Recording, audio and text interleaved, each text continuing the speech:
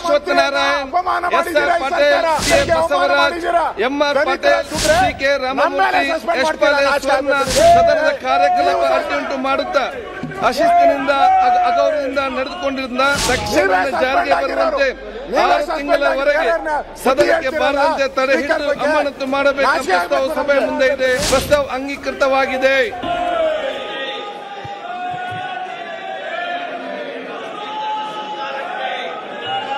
ಮಾನ್ಯ ಸದಸ್ಯರೇ, ದಯವಿಟ್ಟು ತಾವು ತಮ್ಮ ತಮ್ಮ ಆಸನ ಕೂತ್ಕೊಳ್ಳಿ. ಸದನದ ಕಲಾಪವನ್ನು ನಡೆಸಲಿಕ್ಕೆ ತಾವೆಲ್ಲ ಸಹಕರಿಸಬೇಕಂತ ಕೇಳಿಕೊಳ್ತೀನಿ.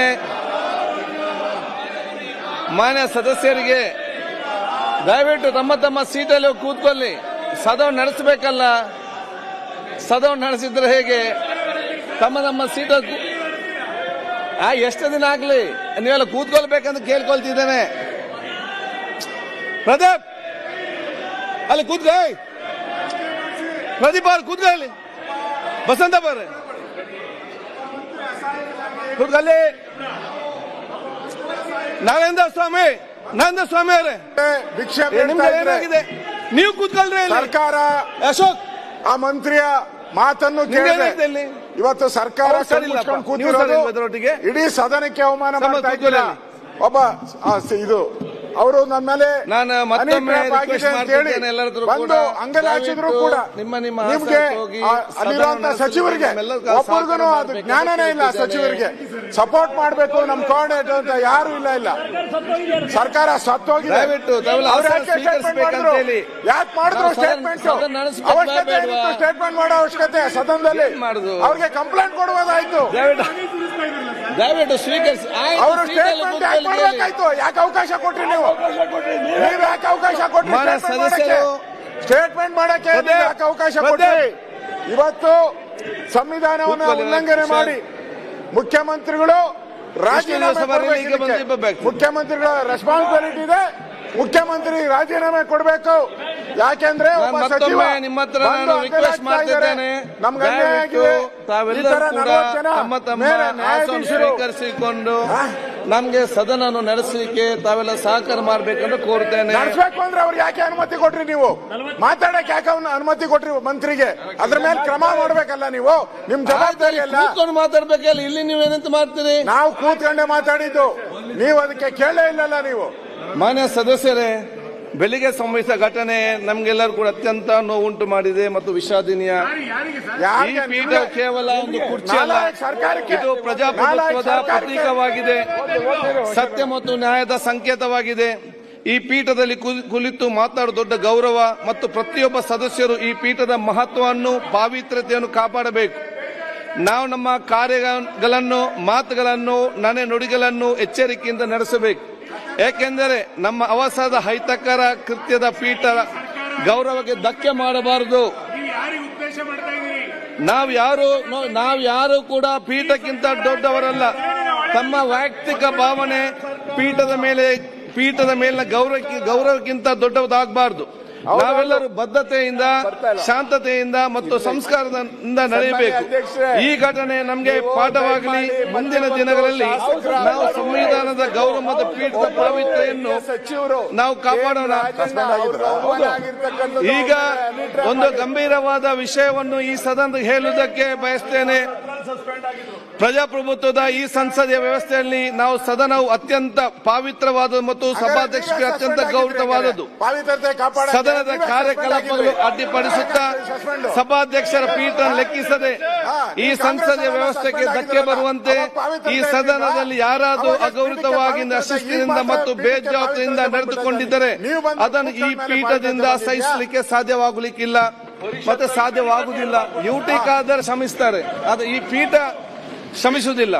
ಆದ ಕಾರಣ ಮಾನ್ಯ ಸದಸ್ಯರಾದಂತಹ Shri Doddanna Gowda H Patil, doctor Ashwathnarayan C N, S R. Vishwanath, B A. Basavaraj, M R. Patel, Channabasappa, B. Suresh Gowda, Ummanath Kotian, Sharan Salagar, doctor Shailendra Bildal, C K. Ramamurthy, Yashpal Swarna, Harish B P, doctor Bharath Shetty, Muniratna Basavaraj Mattimud, Dheeraj Muniraj ಹಾಗೂ ಡಾಕ್ಟರ್ ಚಂದ್ರು ಲಮಾಣಿ ಇವರುಗಳು ಈ ದಿನ ಸದನದಲ್ಲಿ ಪೀಠದ ಆದೇಶವನ್ನು ಲೆಕ್ಕಿಸದೆ ಸದನದ ಕಾರ್ಯಕ್ರಮ ಅಡ್ಡಿಯುಂಟು ಮಾಡುತ್ತಾ ಅಶಿಸ್ತಿನಿಂದ ಅವುಗಳು ನಡೆದಿಂದ ಅವರನ್ನು ನಾನು ಹೆಸರಿಸಿದ್ದೇನೆ.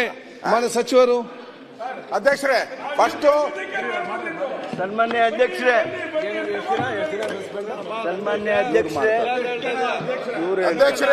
ಮುಂಜಾನೆಯಿಂದ ಕಾಂಗ್ರೆಸ್ ಸರ್ಕಾರದ ಮುಖ್ಯಮಂತ್ರಿನ ಮಾಡ್ತಾ ಇದ್ದಾರೆ. ಅದಕ್ಕೆ ನಾವು ಮುಖ್ಯಮಂತ್ರಿಗೆ ನಾವು ಮೊನ್ನೆ ಹೇಳಿದ್ರಿ ಕರಿಮನಿ ಮಾಣಿಕ ಯಾರು ಅಂತೇಳಿ, ನಾನೇ ಗೌರವವನ್ನು ನಾಚಿಕೆ ಆಗ್ಬೇಕು. ಸರ್ಕಾರಕ್ಕೆ ಮಂತ್ರಿಗಳಾಗಿದ್ದಾರೆ, ನಾಚಿಕೆ ಆಗ್ಬೇಕು. ಅವ್ರ ಮಂತ್ರಿನ ಕಾಪಾಡಕ್ಕೆ ಯೋಗ್ಯತೆ ಇಲ್ಲ, ಮಂತ್ರಿ ಕಾಪಾಡಕ್ಕೆ ಯೋಗ್ಯತೆ ಇಲ್ಲ ಈ ಸರ್ಕಾರದವ್ರಿಗೆ. ಮಾನ ಮರ್ಯಾದೆ ಇಲ್ಲ ಸರ್ಕಾರ. ವೈಯಕ್ತಿಕ ಜವಾಬ್ದಾರಿ ಕೂತ್ಕೊಂಡ್ಬಾರ್ದಲ್ಲಿ ಮಾನ ಮರ್ಯಾದೆ ಇದ್ರೆ ಒಬ್ಬ ಮಂತ್ರಿನೂ ಕೂತ್ಕೊಂಡ್ಬಾರ್ದು. ಏನು ಸದನಕ್ಕೆ ಅಗೌರವ ತಂದಿದ್ದಾರೆ. ಒಬ್ಬ ಮಂತ್ರಿಗೆ ಸಹಾಯ ಮಾಡಕ್ಕಾಗಿಲ್ಲ ಅಂದ್ರೆ ಯಾಕೆ ಕೂತ್ಕೊಂತೀರಾ ನೀವೆಲ್ಲ ಮಂತ್ರಿಗಳಾಗಿ? ನಾಚಿಕೆ ಆಗ್ಬೇಕು ನೀವು. ನಾಳೆ ನಿಮ್ಗೂ ಆದ್ರೆ ನಿಮ್ಮ ದಲಿತರ ಎಷ್ಟು ಜನಾಂಗ ಮಾತನಾಡೋರು ಅವರು ಸಹಿತ ಕಾಗದವನ್ನ ಬೀಸಿದ್ರು. ಈ ಕಾಗದವನ್ನ ಬೀಸುವಂತ ಈ ರೀತಿ ಒಂದು ಪಾಟೀಲ್ಗೆ ಗುಂಡಾಗಿರಿ ವರ್ತನೆ ಮಾಡೋದನ್ನ ಯಾವ ಕಾರಣಕ್ಕೂ ಈ ಸದನ ಸಹಿಸೋದಿಲ್ಲ. ಇಲ್ಲಿ ಶಿಸ್ತಿರಬೇಕು, ಜನರ ಕಾಳಜಿ ಇರಬೇಕು, ಪರಸ್ಪರ ಗೌರವ ಇರಬೇಕು. ಪೀಠಕ್ಕೆ ಗೌರವ ನೀಡ್ತಕ್ಕಂಥದ್ದು ನಮ್ಮ ಜವಾಬ್ದಾರಿ. ಅದು ಕಾನೂನು ಹೌದು, ನಿಯಮನೂ ಹೌದು, ನಮ್ಮ ಕರ್ತವ್ಯನೂ ಹೌದು. ಆದರೆ ಅದಕ್ಕೆ ಧಿಕ್ಕರಿಸಿ ನಡೆದಿರ್ತಕ್ಕಂಥ ಈ ಎಲ್ಲ ಎಲ್ಲಿವರೆಗೆ ತಮ್ಮ ಮಕ್ಕಳಿಗೆ ಬಂದು ಹೆಗಲಿಗೆ ಹಚ್ಚುವಂತ ಮಟ್ಟಕ್ಕೆ ಸಂಸದೀಯ ಸಚಿವರಿಗೆ ಅನ್ನಿಸ್ಲಿಲ್ವಾ ವಿನಂತಿ ಮಾಡಿದ್ರು ಮಾರ್ಷಲ್ಗಳು. ದೂರ ಸರಿಯದೆ ನಮಗೆ ಮನಸ್ಸಿಗೆ ಸಚಿವ ಸಂಪುಟನೇ ಅದೇನು ಹೀರೋಯಿಸಂ ಬಂತೋ ಗೊತ್ತಿಲ್ಲ. ನಮ್ಮ ಸದನಕ್ಕೆ ಅವಮಾನ ಆಗುವ ರೀತಿಯಲ್ಲಿ ಏನು ನಡೆದುಕೊಂಡ್ರು, ಏನು ಕಾಗದಗಳನ್ನ ಬೀಸೋದ್ರ ಮೂಲಕ ಅನಾಗರಿಕ ವರ್ತನೆಯನ್ನ ವ್ಯಕ್ತ ಮಾಡಿದ್ರು. ಅದಕ್ಕಾಗಿ ತಾವೇನು ಹೆಸರಿಸಿದ್ದೀರಿ 18 ಜನರನ್ನ ದಯಮಾಡಿ ತಾವು ತಕ್ಷಣದಿಂದ ಜಾರಿಗೆ ಬರುವಂತೆ 6 ತಿಂಗಳವರೆಗೆ ಸದನಕ್ಕೆ ಬಾರದಂತೆ ತಡೆ ಹಿಡಿಬೇಕು. ಹಾಗೆ ಅಂತ ಹೇಳಿ ನೀವು ತಂದಿರ್ತಕ್ಕಂಥ ಇದಕ್ಕೆ ನಾನು ಬೆಂಬಲಿಸ್ತೇನೆ. ಈಗ ಪ್ರಸ್ತಾವನೆ ಸಭೆ ಮತಕ್ಕೆ ಹಾಕುತ್ತೇನೆ. ಪ್ರಸ್ತಾವನೆ ಹೀಗಿದೆ. ಮಾನ್ಯ ಸದಸ್ಯರುಗಳಾದ Doddanna H Gowda Patil, doctor Ashwath Narayan, S R Patil, B A Basavaraj, M R Patil, Channabasappa, B Suresh Gowda, Ummanath Kotya, Sharanu Salagar, doctor Shailendra Beldar, C K Ramamurthy, Yashpal Swarna, Harish B P, doctor Bharath Shetty Y, Muniratna, Basavaraj Mattimud, Dheeraj Muniraj, doctor Chandru Lamani ಇವರುಗಳು ಈ ದಿನ ಸದನದ ಪೀಠದ ಆದೇಶ ಲೆಕ್ಕಿಸದೆ ಸದನದ ಕಾರ್ಯಕ್ರಮ ಅಡ್ಡಿಯುಂಟು ಮಾಡುತ್ತಾ ಅಶಿಸ್ತಿನಿಂದ ಅಗೌರವದಿಂದ ನಡೆದುಕೊಂಡಿದ್ದ ಕರ್ನಾಟಕ ವಿಧಾನಸಭೆಯ ಕಾರ್ಯವಿಧಾನ ಮತ್ತು ನಡವಳಿಕೆ ನಿಯಮ 348ರ ಮೇರೆಗೆ ತಕ್ಷಣ ಜಾರಿಗೆ ಬರುವಂತೆ 6 ತಿಂಗಳವರೆಗೆ ಸದನಕ್ಕೆ ಬಾರದಂತೆ ತಡೆ ಹಿಡಿದು ಅಮಾನತು ಮಾಡಬೇಕು. ಪ್ರಸ್ತಾವ ಸಭೆ ಮುಂದೆ ಇದೆ. ಪ್ರಸ್ತಾವದ ಪರವಾಗಿರುವ ಹೌದು ಎಂದು ಸೂಚಿಸಬೇಕು, ಪ್ರಸ್ತಾವದ ವಿರೋಧವಾಗಿ ಇಲ್ಲ ಎಂದು ಸೂಚಿಸಬೇಕು. ಪ್ರಸ್ತಾವ ಹೌದು ಪರವಾಗಿದೆ ಎಂದು ಭಾವಿಸುತ್ತೇನೆ. ಪ್ರಸ್ತಾವ ಹೌದು ಪರವಾಗಿದೆ. ಪ್ರಸ್ತಾವ ಹೌದು ಎನ್ನರ ಪರವಾಗಿದೆ. ಪ್ರಸ್ತಾವ ಅಂಗೀಕೃತವಾಗಿದೆ. ಈ ಸರ್ಕಾರಕ್ಕೆ ಈಗ ವಿಶೇಷವಾದ ಒಂದು ರಿಕ್ವೆಸ್ಟ್, ವಿನಂತಿ ನಿಮ್ಮೆಲ್ಲರೂ ಕೂಡ ವಿಶೇಷವಾದ ಮನವಿ.